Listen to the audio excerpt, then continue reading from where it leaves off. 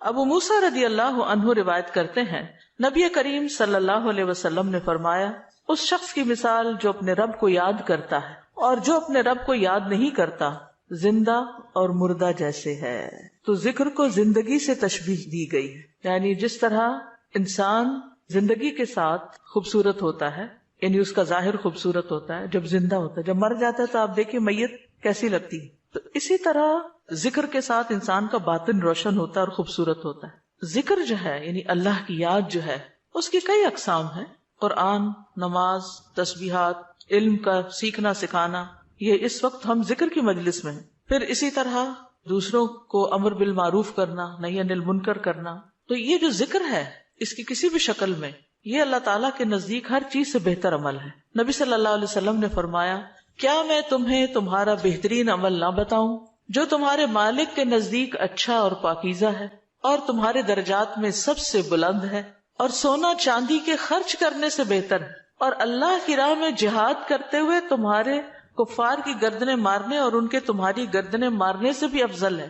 صحابہ نے عرض کیا کیوں نہیں؟ آپ نے فرمایا اللہ تعالیٰ کا ذکر، چاہے آپ نماز میں کر رہے ہیں، نوافل میں کر رہے ہیں، تلاوت قرآن کے ذریعے کر رہے ہیں، تعلیم قرآن کے ذریعے کر رہے ہیں، تسبیحات کے ذریعے کر رہے ہیں، درود شریف پڑھ رہے ہیں، کسی بھی طرح کھڑے بیٹھے لیٹے چلتے پھرتے، فارمل وے میں، انفارمل وے میں، اونچے یعنی جہرن اور سرن، جس شکل میں بھی آپ اللہ کو یاد کرتے ہیں تو اس کی اتنی زیادہ فضیلت ہے، بہت افضل عمل ہے. اور اس کے برعکس کیا ہوتا ہے؟ اللہ تعالیٰ سے غافل ہو جانا، بھول جانا، اور وہ عموماً کب ہوتا ہے؟ جب ہم دنیا میں خوب محو ہو جاتے ہیں. اسی طرح رسول اللہ صلی اللہ علیہ وسلم نے فرمایا بہترین عمل یہ ہے کہ جب تم دنیا سے رخصت ہو تو تمہاری زبان اللہ کے ذکر سے تر ہو. اور یہ اسی وقت ہو سکتا ہے جب ہمیں ہر حالت میں ذکر کرنے کی عادت ہو. یعنی ذکر جو ہی چھوٹے تو ہمیں کبھی سی محسوس ہونے لگے کہ کچھ رہ گیا ہے، کچھ چھٹ گیا میرے ہاتھ سے، کچھ نکل گیا ہے، کچھ کمی سی ہے، وہ خلا، وہ خالی پن فوراً محسوس کر لیں. ہم ذکر کرنے والے سب سے آگے آگے ہوں گے. رسول اللہ صلی اللہ علیہ وسلم نے فرمایا مفردون سبقت لے گئے. صحابہ نے پوچھا اللہ کے رسول مفردون کون ہے؟ آپ نے فرمایا اللہ کا بہت ذکر کرنے والے مرد اور ذکر کرنے والی عورتیں. ذکر کی حالت میں مسلسل اللہ تعالیٰ کا ساتھ ملتا ہے، اللہ کا قرب نصیب ہوتا ہے.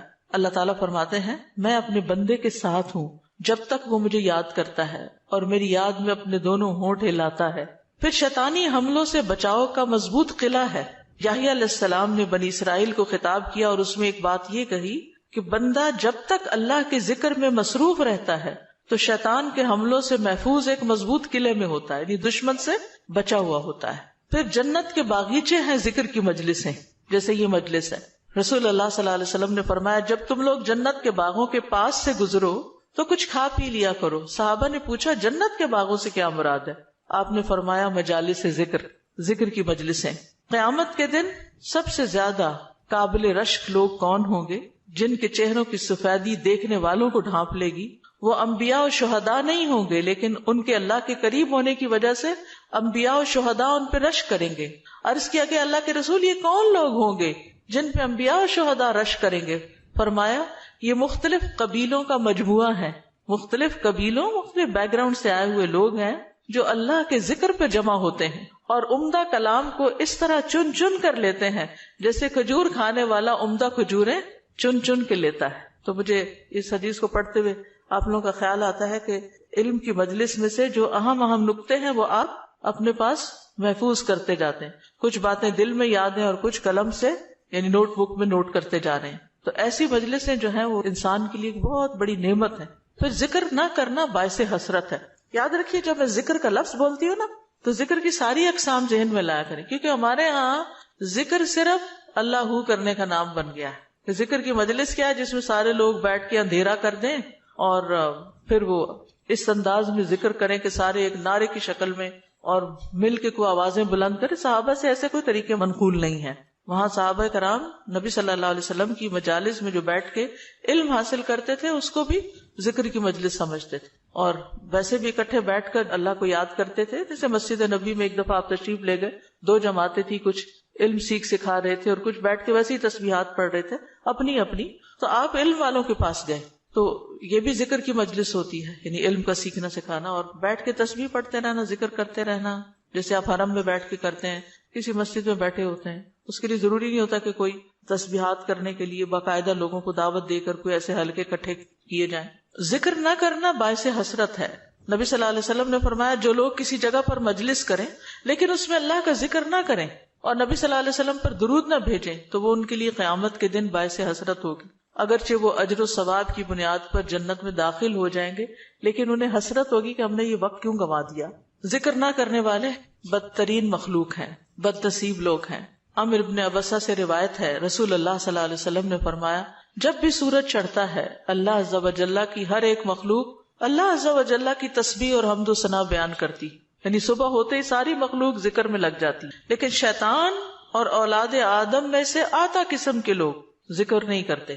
تو میں نے بنی آدم میں آتا قسم کے لوگوں کے بارے میں سوال کیا، آپ نے فرمایا بدترین مخلوق، یا فرمایا اللہ کی مخلوق میں سے بدترین لوگ، یعنی آسمان و زمین، سورج چاند ستارے درخت شجر حجر ہر چیز ذکر میں مشغول ہے سوائے ان لوگوں کے جو سو کے وقت گزار رہے ہیں یا غفلت میں پڑے ہوئے ہیں۔ حدیث نمبر 42، دو محبوب کلمات۔ عن ابی ہریرہ رضی اللہ عنہ قال قال النبی صلی اللہ علیہ وسلم کلمتان حبیبتان الی الرحمن خفیفتان علی اللسان ثقیلتان فی المیزان سبحان اللہ وبحمدہ سبحان اللہ العظیم۔ کتاب التوحید۔ ابو ہریرہ رضی اللہ عنہ روایت کرتے ہیں نبی کریم صلی اللہ علیہ وسلم نے فرمایا دو کلمے رحمان کو بہت محبوب ہیں، زبان پر بہت ہلکے ہیں لیکن قیامت کے دن ترازو میں بہت بھاری ہوں گے۔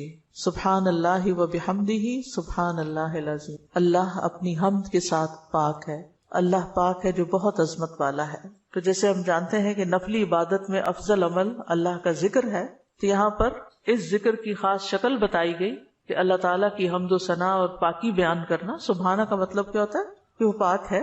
تو جس کلام میں، جس ذکر میں اللہ تعالیٰ کی پاکی بیان کی جائے، تسبیح بیان کی جائے اور حمد و ثنا بیان کی جائے، وہ اللہ تعالیٰ کا چنا ہوا کلام ہے۔ رسول اللہ صلی اللہ علیہ وسلم سے سوال کیا گیا کون سا کلام افضل ہے؟ آپ نے فرمایا جو اللہ نے اپنے فرشتوں اور بندوں کے لیے چنا۔ کیا فرمایا؟ جو اللہ نے اپنے فرشتوں اور اپنے بندوں کے لیے چنا۔ سبحان اللہ و بحمدہ، ٹھیک ہے، سبحان اللہ و بحمدہ۔ یہ تمام مخلوق کی نماز ہے، تمام مخلوق کی نماز ہے۔ نوح علیہ السلام کی وفات کا وقت جب آیا تو انہوں نے اپنے بیٹے سے فرمایا کہ میں تمہیں ایک وصیت کر رہا ہوں، دو باتوں کو کرنے کا حکم دیتا ہوں، دو باتوں سے روکتا ہوں۔ اور دو کرنے کے جو کام بتائے اس میں سے ایک لا الہ الا اللہ کا اقرار، کہ اگر ساتوں آسمان اور ساتوں زمینوں کو ترازو کے ایک پلڑے میں رکھ دیا جائے اور لا الہ الا اللہ کو دوسرے پلڑے میں، تو لا الہ الا اللہ والا پلڑا جھک جائے گا، اور اگر ساتوں آسمان اور ساتوں زمینیں ایک بند کڑے کی شکل اختیار کر لیں تو لا الہ الا اللہ اس کو بھی توڑ دے گا۔ اتنی طاقت ہے اس کلام کے اندر۔ اور دوسرا یہ کہ سبحان اللہ و بحمدہ کا ورد کرتے رہنا، کیونکہ یہ ہر چیز کی نماز ہے اور اس کے ذریعے مخلوق کو رزق ملتا ہے۔ اور میں تمہیں شرک اور تکبر سے منع کرتا ہوں، یہ دو منع کرنے والی چیز۔ اسی طرح ان کلمات کو اگر کوئی 100 دفعہ دن میں پڑھے تو اس کے گناہ مٹ جاتے ہیں، گناہ جھڑ جاتے ہیں، چاہے سمندر کی جھاگ کے برابر ہی کیوں نہ ہو۔ پھر اسی طرح ایک اور حدیث میں آتا ہے سنن ترمذی کی، جو شخص سبحان اللہ العظیم و بحمدہ کہتا ہے اس کے لیے جنت میں کھجور کا ایک درخت لگا دیا جاتا ہے، صرف ایک دفعہ کہنے سے۔ کہہ لیجئے سبحان اللہ العظیم و بحمدہ۔ اللہ کے راستے میں سونا خرچ کرنے سے بہتر ہے۔ رسول اللہ صلی اللہ علیہ وسلم نے فرمایا جو رات سے خوف کھائے، اکیلا ہونے کی وجہ سے یا ویسے اس کو اندھیرے کا فوبیا ہو، کہ جو رات سے خوف کھائے کہ وہ اس کو پریشان کرے گی، یا مال خرچ کرنے سے بخل کرے کہ دینے کو دل نہ چاہے، یا دشمن سے مقابلہ کرنے سے ڈرے، تو وہ اس قول کی کثرت کر دے سبحان اللہ و بحمدہ، سبحان اللہ و بحمدہ، کیونکہ یہ اللہ کے نزدیک سونے کا پہاڑ اللہ کے راستے میں خرچ کرنے سے زیادہ محبوب ہے۔ ہم میں سے کس کی وسعت ہے کہ سونے کا پہاڑ اللہ کے راستے میں خرچ کرے؟ نہیں کر سکتے، تو اس لیے اس کلمے کو ہی زیادہ سے زیادہ پڑھ لینا چاہیے۔ اسی طرح سبحان اللہ، لا الہ الا اللہ، الحمدللہ، یہ کلمات عرش کے ارد گرد چکر لگاتے اور ان کی بھنبھناہٹ ہوتی شہد کی مکھیوں کی بھنبھناہٹ کی طرح، اور وہ اپنے ذکر کرنے والے کی اللہ کے ہاں یاد دلاتے ہیں۔ تو آپ نے فرمایا کیا تم میں سے کوئی یہ پسند نہیں کرتا کہ اس کے لیے کوئی ایسا ہو جو ہمیشہ اللہ کے ہاں اس کی یاد دلائی جاتے رہے، یعنی کوئی ایسا طریقہ ہو کہ ہمیشہ عرش کے ارد گرد آپ کا ذکر ہوتا رہے. قیامت کے دن بھی یہ انسان کا بچاؤ کریں گے، یعنی جہنم سے بچانے کے لیے سبحان اللہ والحمد للہ ولا الہ الا اللہ واللہ اکبر. پھر اہل جنت کا ذکر کیا ہوگا؟ ان کے سانس کے ساتھ ان کو تسبیح و تحمید سکھا دی جائے گی کہ بولنا بھی نہیں پڑے گا، سانس لیں گے اور سانس کے ساتھ اللہ کا ذکر جاری ہو جائے گا. یہ جو احادیثوں نے بیان کی، یہ آپ کے پاس کارڈ ہونا چاہیے تسبیحات کی فضیلت والا، اس میں لکھی ہوئی ہیں، دوسروں کے ساتھ بھی شیئر کریں اور خاص طور پہ بچوں کو ذکر کرنا سکھائیں. ان کے اندر بھی ایک کامنس آتی، ایک سکینت آتی ہے. ہم بعض اوقات یہ سوچتے ہیں یہ تو بچے ہی ہیں، ابتدائی عمر سے، چھوٹی عمر سے کہ چلو یہ پڑھو، انگلیوں پہ گنتے ہیں، اچھا تم نے کتنی دفعہ پڑھ لی، کتنے جنت میں درخت لگائے، تو آہستہ آہستہ ان کو عادت ہو جاتی. پھر ذکر کی ایک قسم اللہ کے نام پڑھنا، اللہ کے نام یاد کرنا. عن ابی ہریرہ ان رسول اللہ صلی اللہ علیہ وسلم قال ان للہ 99 اسما 100 الا واحدا من احصاها دخل الجنہ. کتاب التوحید. ابو ہریرہ رضی اللہ عنہ سے روایت ہے کہ رسول اللہ صلی اللہ علیہ وسلم نے فرمایا، بے شک اللہ کے 99 نام ہیں، 99، ایک کم 100. جو شخص ان سب کو محفوظ رکھے گا، یاد کر لے گا، وہ جنت میں داخل ہوگا. من احصاها، تو احساس سے مراد ان کو گننا، ان کے معنی پہچاننا، ان کے تقاضے کے مطابق عمل کرنا. خالی لکھ کے یا جمع کر کے یاد کر لیا جائے اور مطلب ہی نہ پتا ہو اور اس کے مطابق عمل نہ ہو تو پھر یہ وعدہ نہیں پورا ہوتا. احصاء میں ہر چیز کا جمع ہو جانا ہے، یعنی اللہ تعالیٰ کے ناموں کی حدود کی حفاظت کرنا، ان کو پہچاننا، ان کا معنی جاننا، ان کی فضیلت جاننا، کہاں پڑھنا ہے. امام ابن قیم کہتے ہیں کہ اللہ کے اسماء کو گن کر محفوظ کرنے کے کچھ مراتب ہیں. بندہ جب ان ناموں کو یاد کر لیتا ہے تو وہ جنت میں داخل ہو جاتا ہے اور یہی اس کی سعادت اور نجات اور فلاح کا مرکز ہے. وہ کہتے ہیں پہلا مرتبہ ان کے الفاظ کو گننا اور شمار کرنا، دوسرا مرتبہ ان کے معنی اور مدلول کو سمجھنا، تیسرا مرتبہ ان کے ساتھ دعا مانگنا. قرآن میں آتا نا وَلِلَّهِ الْأَسْمَاءُ الْحُسْنَى فَادْعُوهُ بِهَا، اور اللہ ہی کے لیے ہیں اچھے اچھے نام، بس تم اس کو ان کے ساتھ پکارو، اللہ کے نام لے کے. جیسے یا حی یا قیوم، یا اللہ، یا رب، یا رحمان، یا رحیم، یا کریم، یا ذی الجلال والاکرام، اور باقی بھی اسی طرح. پھر ہے دعا مانگنے کے 2 مرتبے ہیں. نمبر 1 دعا العبادہ، یعنی اللہ کی تعریف ان ناموں کے ساتھ کرنا. ہمارا رب رحیم ہے، کریم ہے، تو یہ تعریف عبادت کی دعا ہوتی ہے، دعا العبادہ کہتے ہیں اس کو. اور دوسرا ہے دعا المسئلہ، طلب اور مانگنے کی دعا، کہ ان ناموں کے ساتھ پکار کے اللہ کو پھر سوال کرنا. اور اسماء حسنہ کے ساتھ یہ نہیں کہ اپنی طرف سے اللہ تعالیٰ کا کوئی نام بنا کے اور پھر اس سے دعا کرنا، یا موجود، یا ذات، یا شیء، اس طرح کی باتیں نہیں، بلکہ اللہ کے جو پراپر نام قرآن و سنت سے ثابت ہیں ان کے ساتھ دعا مانگنا. تو یاد رکھیے کہ اللہ کی پہچان یہ علم کا پہلا مرتبہ ہے. سب سے پہلے جس کو جاننا چاہیے، جس کے بارے میں ہمیں معلوم ہونا چاہیے کہ وہ کون ہے، وہ اللہ رب العزت. فَاعْلَمْ أَنَّهُ لَا إِلَهَ إِلَّا هُوَ، جان لو کہ اللہ کے سوا کوئی الہ نہیں. یہ علم ہر ایک پر فرض ہے کہ ہمارا خالق کون ہے، ہمارا مالک کون ہے، ہمارا رازق کون ہے، ہمارا معبود کون ہے، ہماری مشکل کشا کون ہے، ہمارا حاجت روا کون ہے، اور جو بھی اللہ تعالیٰ کے باقی نام ہے، پہچان. یہ علم تمام علوم سے افضل ہے، کیونکہ جب ایک انسان، کوئی بچہ، بوڑھا، جوان اللہ تعالیٰ کو جان لیتا ہے نا، تب ہی اس کی زندگی درست ہوتی، تب ہی اس کو واقعی ہدایت ملتی، تبھی وہ اللہ کے لیے سب کچھ کرتا ہے، تبھی اس کے اندر تقویٰ پیدا ہوتا ہے، تبھی وہ حلال حرام کی تمیز کرتا ہے. کیونکہ یہ سب کچھ کرنا اس کے لیے اللہ نے اپنی عبادت کے لیے پیدا کیا، اور اگر ہم اللہ ہی کو نہیں پہچانتے تو عبادت کس کی کر رہے ہیں؟ تو پہلا کام اللہ کی پہچان ہے، اللہ کی معرفت، خود بھی اور اپنی آل اولاد کو بھی اور اپنے آس پاس کے لوگوں. اور اللہ کی پہچان کے لیے اللہ کے ناموں کا علم حاصل کرنا ضروری. پھر اس سے ایمان میں بھی اضافہ ہوتا ہے. جتنا جتنا آپ اللہ کو زیادہ جانتے چلے جاتے ہیں اتنا اتنا آپ کا ایمان بڑھتا ہے. اسی لیے اس کو اشرف العلوم کہا گیا ہے کہ تمام علوم کا سردار ہے یہ. پھر اسی طرح اللہ تعالیٰ کے ناموں کو پڑھنے، یاد کرنے، جاننے، سمجھنے کے بارے میں کچھ اصول و قواعد ہیں. اس میں پہلی بات یہ کہ اللہ کے تمام نام توقیفی ہیں، اس میں عقل کی کوئی گنجائش نہیں، یعنی بذریعہ وحی معلوم ہوئے. ہم اپنے پسند سے اللہ کا کوئی نام نہیں رکھ سکتے. یعنی آپ یہ نہیں کہہ سکتے کہ مجھے اللہ سے بڑی محبت ہے تو میرا دل چاہتا ہے میں اللہ تعالیٰ کا یہ نام رکھ دوں، خود سے کیوں رکھ دوں، یہ نہیں کر سکتے آپ، ٹھیک ہے؟ کسی انسان کو، کسی بشر کو، کسی جن کو، کسی فرشتے کو یہ اختیار نہیں کہ وہ اپنی مرضی پسند سے اللہ کا کوئی نام رکھ دے اور اس سے اس کو پکارنا شروع کر دے، اور اس کی لاجک صرف یہ دے کہ یہ تو محبت کی بات ہے اور میں محبت سے یوں پکارتی ہوں اللہ کو. نہیں، اس کی اجازت نہیں، کیونکہ جتنا اللہ تعالیٰ خود اپنے آپ کو جانتا ہے ہم نہیں جانتے، اور جتنا اس نے چاہا ہمیں اپنے بارے میں علم دیا، اور وہ علم بھی نبی صلی اللہ علیہ وسلم کے ذریعے ہم تک پہنچا ہے، تو اس کو حاصل کرنے کی کوشش کریں. پھر اسی طرح دوسری بات یہ کہ اس بارے میں کتاب و سنت سے آگے نہ بڑھیں، عقل، رائے، خواہش. امام احمد کہتے ہیں اللہ کی صفت نہیں بیان کی جائے گی مگر وہی جو خود اس نے اپنی ذات کی بیان فرمائی ہے یا رسول اللہ صلی اللہ علیہ وسلم نے بیان کی ہے. ہم قرآن و سنت سے آگے نہیں بڑھیں گے، خود یا کسی عالم یا کسی اور انسان کے بتائے ہوئے نام کے مطابق نہیں کام کریں گے. پھر اگلی بات یہ کہ اللہ کے ناموں میں الحاد سے بچنا چاہیے. الحاد سے، الحاد کا مطلب کیا ہے؟ سیدھے رستے سے ہٹ جانا. لحد ہوتی ہے نا وہ قبر جو بغلی قبر ہوتی ہے، نیچے گڑھا کھودتے کھودتے سائڈ پہ قبر کھودنا شروع کر دیں. تو اس کی بہت سی صورتیں ہو سکتی، جیسے اللہ کے کسی نام کا انکار کر دیا جائے، یا نام جن صفات پر دلالت کر رہے ہیں ان کا انکار کر دیا جائے، جیسے امت میں کچھ ایسے فرقے گزرے ہیں کہ جو یہ کام کرتے رہے ہیں. پھر اسی طرح بغیر تحریف، تعطیل، تکییف اور تمثیل کے اسماء و صفات پر ایمان لانا ضروری. تحریف یعنی خود تبدیلی کرنا، تعطیل یعنی کسی صفت کو معطل کر دینا، تکییف کسی کیفیت کو بتانا، تمثیل یعنی مثال بیان کرنا، ان چیزوں سے بچنا چاہیے. پھر ایک اہم بات یہ بھی یاد رکھیے کہ 99 تو ہمیں بتایا گیا کہ اتنے تو کم از کم یاد کر لو، لیکن یہ یاد رکھیے اللہ کے صرف 99 نیمز نہیں ہیں، وہ اس سے زیادہ ہیں.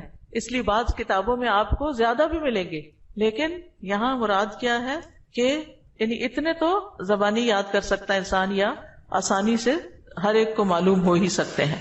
کیونکہ حدیث میں آتا ہے اسألک بکل اسم هو لک سمیت به نفسک وانزلته فی کتابک او علمته احدا من خلقک او استأثرت به فی علم الغیب عندک. اے اللہ میں تجھ سے تیرے ہر نام کے واسطے سے دعا کرتا ہوں، وہ نام جو تو نے اپنی ذات کے لیے رکھے، یا جو نام تو نے اپنی کتاب میں اتارے، یا وہ جو اپنی مخلوقات میں سے کسی کو سکھا دیے، یا وہ نام جو تو نے اب تک اپنے خزانہ غیب میں محفوظ رکھے. جس سے کیا پتہ چلتا ہے کہ کچھ نام تو خزانہ غیب میں ہے. اور جیسے حدیثی شفاعت میں آتا ہے نا کہ نبی صلی اللہ علیہ وسلم کو اللہ تعالیٰ قیامت کے دن اپنی حمد و ثنا بیان کرنے کی تعریف کرنے کے لیے وہ کچھ سکھائیں گے جو اس سے پہلے نہیں سکھائی ہوگی وہ تعریف، تو اس کے ذریعے نبی صلی اللہ علیہ وسلم اللہ کی تعریف بیان کریں گے. یعنی وہ علم ابھی تک نبی صلی اللہ علیہ وسلم کے پاس بھی نہیں، وہ قیامت کے دن دیا جائے گا، جس کی بنا پر آپ اللہ تعالیٰ کی تعریف کریں گے، پھر دعا کریں گے، اور پھر آپ کو شفاعت کا اذن دیا جائے گا، جو شفاعت کبریٰ کی حدیث آتی ہے.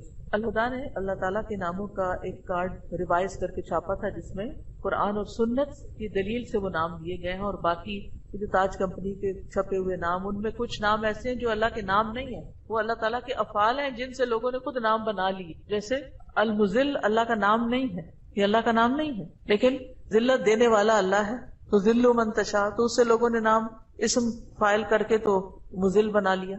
تو یہ نام نکال دینے چاہیے، ٹھیک ہے، کیونکہ یہ قرآن و سنت سے نہیں ملتے. تو کچھ اللہ تعالیٰ کے نام ہیں، صفات ہیں، اور کچھ افعال بھی ہیں کہ اللہ تعالیٰ کیا کیا کرتا ہے. تو قرآن سے ہمیں وہ بھی پتہ چلتا ہے کہ اللہ تعالیٰ کیا کرتا ہے، اسے زندگی دیتا ہے، موت دیتا ہے، رزق دیتا ہے، وغیرہ وغیرہ. حدیث نمبر 44، پورے یقین کے ساتھ دعا کرنا. دعا بھی ذکری کی ایک قسم ہے. ان انس قال قال رسول اللہ صلی اللہ علیہ وسلم اذا دعوتم اللہ فاعزموا فی الدعاء ولا یقولن احدکم ان شئت فاعتنی فان اللہ لا مستکرہ لہ. انس رضی اللہ عنہ روایت کرتے ہیں کہ رسول اللہ صلی اللہ علیہ وسلم نے فرمایا، جب تم اللہ کو پکارو تو پکارنے میں عزم رکھو، یعنی اچھی طرح پکارو، اور تم میں سے ہرگز کوئی یوں نہ کہے کہ اگر تو مجھے چاہے تو عطا کر دے، چاہے تو نہ کرے. یعنی لکھا ہوا نہیں یہاں، لیکن مطلب یہی بنتا ہے، کیونکہ اللہ کو کوئی بھی مجبور نہیں کر سکتا. ٹھیک ہے، تو یہاں دعا مانگنے کا ادب سکھایا گیا ہے کہ دعا پورے یقین کے ساتھ مانگنی چاہیے. یا اللہ تو دے سکتا ہے، تو مجھے عطا کر. یہ نہ کہے تو چاہے تو عطا کر، وہ تو دینے پہ قادر ہے، اس سے پورے یقین اور عزم کے ساتھ دعا کرے. اسی طرح دعا مانگنے کے کچھ اور آداب بھی ہیں. مسئلہ یہ کہ غافل دل سے دعا نہ کرے، کیونکہ اللہ تعالیٰ بے پرواہ دل کی دعا قبول نہیں کرتا. پھر یقین سے دعا کریں کہ قبولیت کا یقین ہو کہ نہیں اللہ تعالیٰ سنتا ہے. یہ نہیں پتہ نہیں سنے گا کہ نہیں، بہت مانگی ہے ابھی تک تو ہماری بات نہیں مانی گئی، پتہ نہیں آگے کیا ہوگا. میری تو سنتا ہی نہیں، نعوذ باللہ ایسی باتیں نہیں کرنی چاہیے. آپ کہ اللہ آپ کے تو بس میں ہے سب کچھ، آپ تو سب کچھ کر سکتے ہیں. پھر اسی طرح بغیر ہچکچاہٹ کے رب سے دعا کرنی چاہیے. کس سے؟ بغیر ہچکچاہٹ کے، پورے یقین سے. نبی صلی اللہ علیہ وسلم نے فرمایا جب تم میں سے کوئی آدمی اللہ کے سامنے اپنی خواہش کا اظہار کرے تو وہ زیادہ سے زیادہ مانگے، کیونکہ وہ اپنے رب سے مانگ رہا ہوتا ہے عز و جل سے، وہ سب کچھ کر سکتا ہے. پھر خشوع و خضوع اور عاجزی سے مانگے. ادعوا ربکم تضرعا وخفیا انہ لا يحب المعتدین. پھر گریا و زاری، رو دھو کے مانگے. آپ دیکھیں کس طرح بچے جب انہیں کوئی چیز چاہیے ہوتی ہے تو بلا وجہ بھی رونا شروع کر دیتے ہیں. تکرار اور اصرار سے دعا کریں. نبی صلی اللہ علیہ وسلم بعض اوقات 3 بار ایک دعا دہراتے تھے. آپ نے فرمایا جس شخص نے 3 بار اللہ سے جنت مانگی تو جنت کہتی ہے اللہ اسے جنت میں داخل کر دے، اور جو شخص 3 مرتبہ آگ سے پناہ مانگے تو دوزخ کہتی ہے اللہ اس کو آگ سے پناہ دے دے. پھر دعا میں جلد بازی نہ کریں. تو بندہ جب تک جلد بازی نہ کرے دعا قبول کی جاتی رہتی. یعنی جلد بازی کیا ہے کہ مایوس ہو کے انسان تھک جائے اور دعا مانگنا چھوڑ دے، یہ نہیں ہونا چاہیے. جی استاذہ، جو اللہ تعالیٰ کے جو نام ہیں اور جو ان کے صفات ہیں یہ ریلیٹ کرتے ہیں نا آپس میں؟ اس کی ساری صفات اس کے ناموں میں، یعنی ناموں میں ہی اس کی صفات. یعنی ذکر کی ایک قسم جو ہے نا غور و فکر بھی ہے کائنات میں، اور اس کے ذریعے اللہ کو یاد کرنا. کیونکہ جتنی تقصیر ہم کرتے ہیں کمی کوتاہی دعا میں، وہ اسی وجہ سے کرتے ہیں کہ ہمیں اللہ کی پہچان نہیں ہوتی. آپ دیکھیے جب ہمیں لوگوں کی پہچان ہوتی ہے نا کہ کون کتنا سخی ہے تو ہمیں اس سے اسی کے مطابق توقع ہوتی.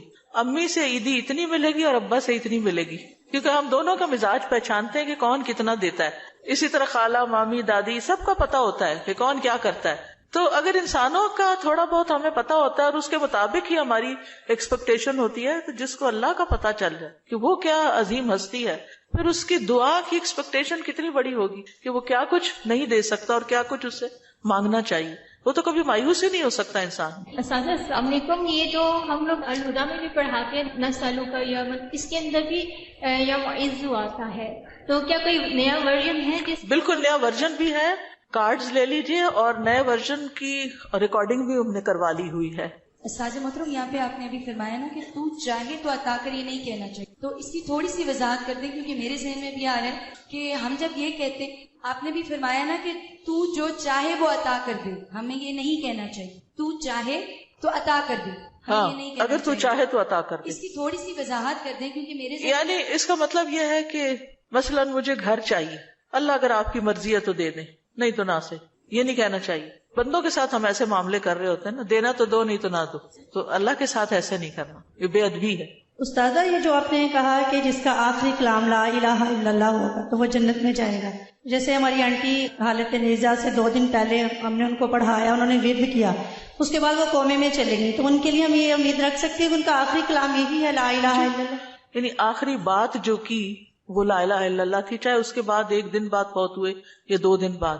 اور ایک اور بات، بعض اوقات قومے میں ہوتے ہوئے بھی سن رہے ہو اور کئی لوگوں کا یہ پتہ چلتا ہے کہ وہ آہستہ آہستہ زبان بھی ہلا رہے ہو. اور کئی لوگوں کا یہ بھی میں نے سنا ہے، مطلب لوگوں کے ڈیتھ کے جو حالات واقعات سنتے ہیں کہ بے ہوشی تاری رہی اور فوت ہونے سے تھوڑی دیر پہلے آنکھیں بھی کھولی اور منہ بھی ہلایا اور پھر دوبارہ چلے گئے. تو یہ اللہ کی دی ہوئی توفیق ہے، ہمیں توفیق مانگنی چاہیے کہ اللہ ہمارا آخری کلام لا الہ الا اللہ. آپ نے بھی ذکر کیا ہے، ذکر کا فضیلت بیان کی ہے، تو مجھے یہ بات سمجھ آئی ہے کہ جب ہم لوگ دن رات میں ذکر کرتی ہیں، ہماری زبان تر رہتی ہے ذکر سے، جوارے اس چیز کی گواہی دیتے ہیں، تو وہ جو ہے آپ کا جو اندر احساس ہے وہ یہ ہوتا ہے کہ ہمارا ٹائم ویسٹ نہ ہو، ٹھیک ہے، اور ہم لوگ جو ہے نا فضولیات سے وہ اجتناب کرتے ہیں اس چیز کو کہ ہم نے ذکر کرنا ہے، اپنی نیکیوں کو اضافہ کرنا ہے، خیر و برکتیں مانگنی ہے. کیا یہ چیز جو ہے ہمارے خشوع و خضوع میں اضافہ کر سکتی ہے؟ ذکر کے تو بہت سی برکات ہیں اور اس میں سے یہ بھی ہے. 2 چیزیں جو ہے نا ذکر میں بڑا فائدہ دیتی ہے. ایک ہے کہ ٹارگٹ ڈیلی سیٹ کرے، جیسے 100 دفعہ یہ سبحان اللہ و بحمدہ کہا گیا، یہ منیمم بیئر منیمم ہے کہ آپ یہ 100 دفعہ سورج نکلنے سے پہلے اور سورج غروب ہونے سے پہلے پڑھ لیں عصر کے بعد. پھر اسی طرح یہ ہے کہ نبی صلی اللہ علیہ وسلم دن میں 70 سے 100 بار استغفار کرتے. ٹارگٹ سیٹ کر لیں کہ میں نے لازمی یہ تو کرنا ہی کرنا ہے، اتنا تو کرنا ہے. زیادہ ہو جائے تو بہت ہی اچھا، کیونکہ حدیث میں آتا ہے نا طوبی لمن وجد الاستغفار فی صحیفتہ، کہ خوشخبری ہے اس کے لیے جو اپنے اعمال نامے میں استغفار کی کثرت پائے. پھر آپ دیکھیے درود شریف ہے، اگر کوئی اپنی ساری دعا کو درود شریف ہی بنا لے تو اس کے لیے ہر چیز کافی ہو جاتی. کم از کم 1 تسبیح درود شریف کی، اور اگر وہ نہیں نصیب تو صبح 10 دفعہ، شام 10 دفعہ، دن کا آغاز اختتام تو لازمی درود شریف کے ساتھ ہو. پھر اسی طرح لا حول ولا قوت الا باللہ ہے، جنت کے خزانوں میں سے. اگر ہمیں دنیا کا کوئی خزانہ بتایا جائے تو ہم لوٹنے چلے جائیں اس کو. ٹھیک ہے, جنت کا خزانہ ہے وہ اکٹھا کرنے کے لیے. اس کی تسبیح کر لیں, لا الہ الا انت سبحانک انی کنت من الظالمین, کم از کم 100 دفعہ پڑھ لیں. 100 دفعہ نہیں, 10 دفعہ ہی رکھ لیں, لیکن ڈیلی پڑھیں. پھر اسی طرح سبحان اللہ والحمد للہ ولا الہ الا اللہ واللہ اکبر. اس کی بے پناہ فضیلت اور اس کی بے شمار فضائل ہیں اگر اس کی ایک تسبیح آپ کر سکیں.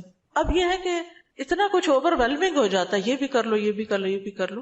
کچھ چیزیں صبح کے وقت کے لیے رکھ لیں, کوئی دوپہر کے لیے رکھ لیں, کوئی شام کے لیے رکھ لیں, کوئی کہیں اگر آپ آتے جاتے ہیں اس کے لیے رکھ لیں, کوئی کسی کام کے ساتھ باندھ لیں. اگر آپ نے ٹارگٹ سیٹ کر لیا نا کہ یہ تو کرنا ہی کرنا ہے تو انشاءاللہ کر بھی لے گی. اگر کسی وجہ سے کوئی آگے پیچھے ہو بھی گیا تو رات کو سونے سے پہلے کر لیں. اگر ایک دن کچھ کمی بیشی ہوگی اگلے دن پورا کر. اپنے اوپر پابندی آپ نے خود لگانی, یہ تو میں نے کرنا ہے. ٹھیک ہے.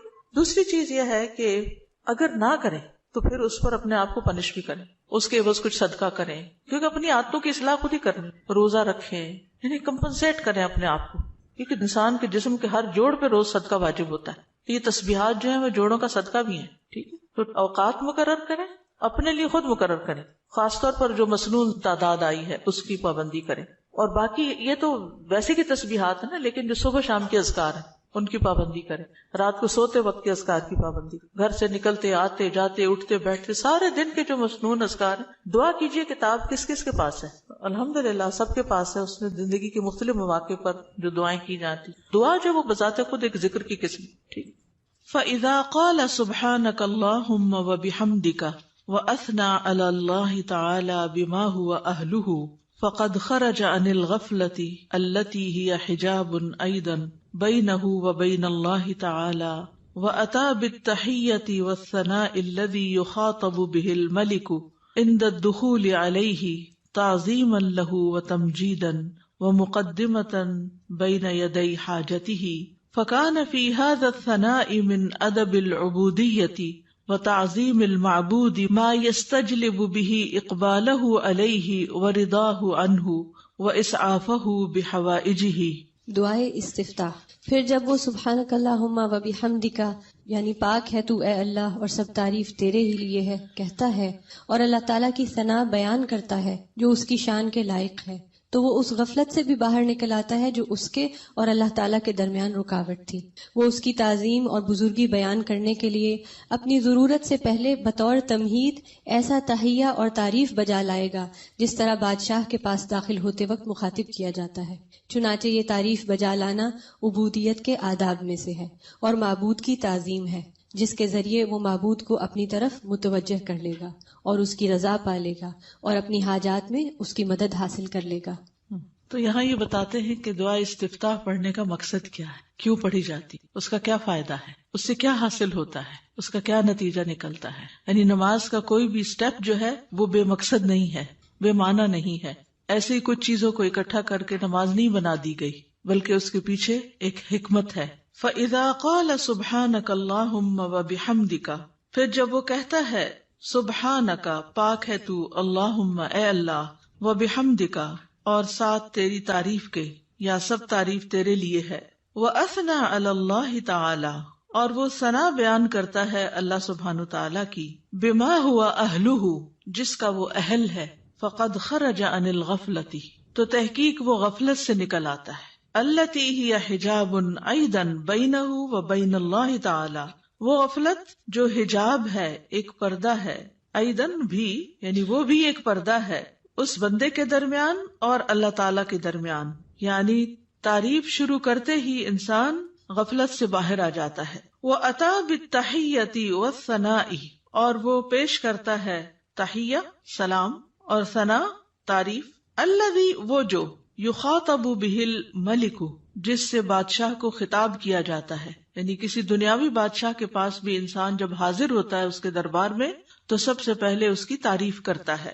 عند الدخول علیہ اس کے پاس داخل ہونے کے وقت, تعظیما لہ و تمجیدا اس کی تعظیم کرتے ہوئے اور اس کی بزرگی بیان کرتے ہوئے, وہ مقدمتا بین یدی حاجتہ اور اپنی حاجت پیش کرنے سے پہلے پہلے تمہید کے طور پر, مقدمہ تمہید یعنی مقدمے کے طور پر.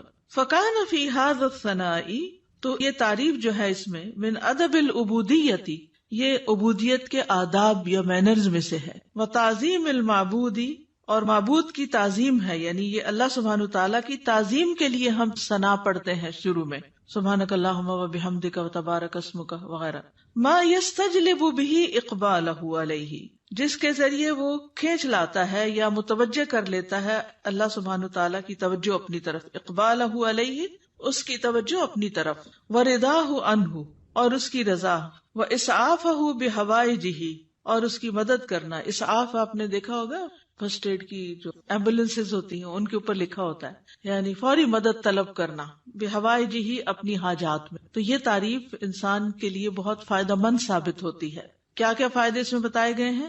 نمبر 1، انسان غفلت سے نکل آتا ہے، ٹھیک ہے، خرج عن الغفلۃ التی ہی حجاب ایضا بینہ و بین اللہ تعالی. دوسری بات کیا ہے کہ وہ ملاقات سے پہلے یا ابتدا میں، جیسے کسی بھی بادشاہ کے پاس جانے کا ایک ادب، ایک پروٹوکول ہوتا ہے، تو یہاں بندہ تحیہ اور ثنا سے کام لیتا ہے. اور اس سے کیا فائدہ ہوتا ہے کہ ایک تو جو ہمارے اوپر ادب آداب کا حق ہے وہ ادا ہوتا ہے، دوسری طرف یہ کہ معبود کی تعظیم ہوتی ہے، معبود یا رب ہماری طرف متوجہ ہوتا ہے، وہ راضی ہوتا ہے اور بندے کی مدد کرنے میں وہ جلدی کرتا ہے. تو یہ فائدے ہیں دراصل ثنا پڑھنے کے. حقیقت یہ ہے کہ اللہ سبحانہ تعالیٰ کی ذات ہی قابل تعریف ہے. سورۃ ہود میں آتا ہے انہ حمید مجید، بے شک وہ بے حد تعریف کیا گیا، بڑی شان والا ہے. یعنی اللہ سبحانہ تعالیٰ کی شان بڑی بلند ہے، تو اس کی تعریف ہونی ہی چاہیے. دنیا میں آپ دیکھیں کہ کسی انسان نے اگر کوئی اچیومنٹ کی ہو، کوئی بڑا کام کیا ہو، تو دور بیٹھے بھی لوگ، نہ جاننے والے بھی اس کی تعریف کرتے رہتے کہ بڑا کمال کیا اس نے، فلاں چیز ایجاد کر دی ہے، فلاں چیز بنا دی ہے، فلاں کام کیا. تو اس بندے کو نہیں پتا ہوتا کہ کون کون اس کی تعریفیں کر رہا ہے. لیکن جب اس کی ذات سے کسی کو فائدہ پہنچتا ہے تو جس کو فائدہ پہنچتا ہے وہ خود ہی تعریف کے لیے آگے آ جاتا ہے. تب آپ دیکھیے کہ اللہ سبحانہ تعالیٰ کی ذات سے ہمیں کتنا فائدہ پہنچ رہا ہے اور کیا کیا کمالات ہیں. یعنی کسی کی بھی تعریف کرنے کی 2 بڑی وجوہات ہوتی، ایک اس کے کمالات اور دوسرا اس کی ذات سے فائدہ کتنا پہنچ. تو یہ دونوں چیزیں کامل درجے میں اللہ تعالیٰ کے اندر موجود ہیں. ہمارے پاس جو بھی کوئی نعمت ہے وہ اللہ ہی کی طرف سے ہے، اور ہر چیز میں اس کا کمال ہے، تخلیق میں اور رزق پہنچانے میں، اور جتنے بھی اس کے نام ہیں کامل صفات اور اسماء ہیں. تو اس لیے اس کی تعریف تو ہونی ہی چاہیے. تو نماز کے بالکل آغاز میں یہی سب سے مناسب جگہ ہے کہ جہاں تعریف ہو، اس کی حمد و ثنا ہو، کیونکہ وہ اس لائق ہے کہ اس کی حمد و ثنا کی جائے. یعنی آپ دیکھیے کہ جب کوئی حمد و ثنا کے لائق ہوتا ہے تو اس کی اگر کوئی تعریف نہیں بھی کرے تو اس کو تو کوئی نقصان نہیں، کیونکہ وہ تو ہے ہی قابل تعریف. نقصان کس کا ہوتا ہے کہ جو دیکھ رہا ہے، جو فائدہ اٹھا رہا ہے، وہ چپ بیٹھا ہے، وہ کوئی تعریف نہیں کر رہا. اور یہ تعریف جو ہے یہ دراصل شکر ادا کرنے کا ایک طریقہ ہوتا ہے، اور اللہ کا وعدہ ہے کہ اگر تم شکر ادا کرو گے تو میں تمہیں اور زیادہ دوں گا. تو اس احساس کے ساتھ جب انسان اللہ کی تعریف بیان کرتا ہے تو دراصل اللہ سبحانہ تعالیٰ کو بندہ اپنے قریب پاتا ہے، اس سے کنیکشن ہو جاتا ہے اس کا، اور یہ سراسر بندے کے اپنے ہی فائدے میں.